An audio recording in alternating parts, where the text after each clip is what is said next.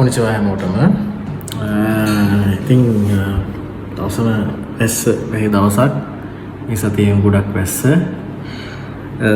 එකත් එක්ක පහුගිය ටිකටයක් බිසි වුණා වීඩියෝ එකක් දාන්න බැරුව ගියා ගොඩක් අයට තියෙන ප්‍රශ්නයක් තමයි ළමයි මේ ස්ටුඩන්ට් වීසා සම්බන්ධව තියෙන එකක් ජපානයේ ස්ටුඩන්ට් වීසා ඇප්ලයි කරලා රිජෙක්ට් වෙච්ච අය ඉන්නවා සහ රිජෙක්ට් වුණාම කඩාගෙන වැටීමක් එක්ක ගොඩක් අය සාමාන්‍යයෙන් ජපාන් යන හීනේ ඉවර වුණා බොඳ වුණා කියලා වගේ හිතනවා. ඒක ගොඩක් දකිනවා මේ ළමයින්ගේ එහෙම. ඉතින් මේ වීසා රිජෙක්ට් වෙන්න බලපාන හේතු ඇයි වීසා රිජෙක්ට් වෙන්නේ කියන එක ඉතින් එක දේවල් මත ඩිපෙන්ඩ් වෙනවා.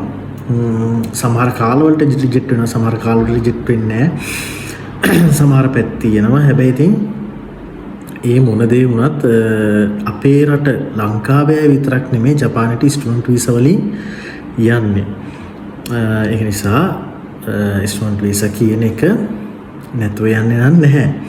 එතකොට ඒ සම්බන්ධතාව පස්සේ වීඩියෝ එකක් කරන්න මේ දැන් තියෙන වාතාවරණෙත් එක්ක ඔය අගමැතිනිය මාරු වෙච්ච ඒ ප්‍රශ්නෙත් එක්ක එතකොට ස්ටුඩන්ට් වීසා එක රිජෙක්ට් වෙච්ච කෙනෙක්ට එකපාරක් දෙපාරක් නෙමෙයි තුන් පාරක් වුණත් ජොබ් වීසා ඇප්ලයි කරන්න කිසිම ගැටලුවක් නැහැ. එයාට ජොබ් වීසා කියන්නේ SSW වීසා එක විශේෂයෙන්ම SSW වීසා එක ඇප්ලයි කරද්දී කිසිම ගැටලුවක් නැතුව ඒක ඇප්ලයි කිරීමේ හැකියාව තියෙනවා. එතකොට ඒ වීසා එකක් රිජෙක්ට් වීමේ සම්භාවිතාවය නැහැ. අඩුයි.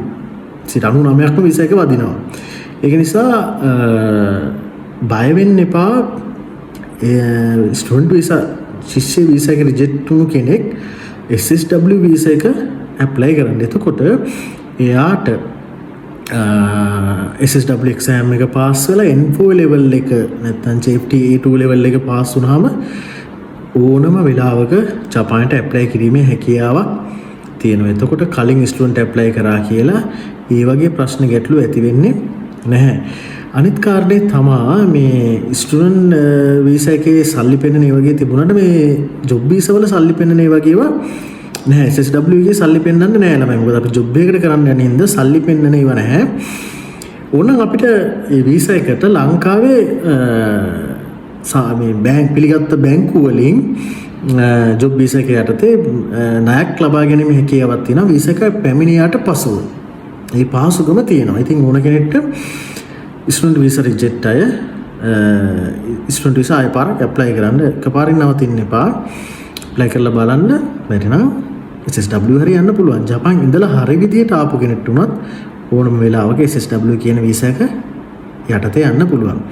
හරි එහෙනම් ඉතින් මොකයි කියන්න ඕන ළමයි තව අලුත් දේවල් එක්ක මොනවද දැනගන්න තියෙනවා නම් කතා කරන්න, ලයික් කරන්න, ෂෙයා කරන්න. ජපාන් සෙන්සේ පේජ් පිටුව ලයික් කරන්න. හරි එහෙනම් අරිගතෝ ගොසයිමස්.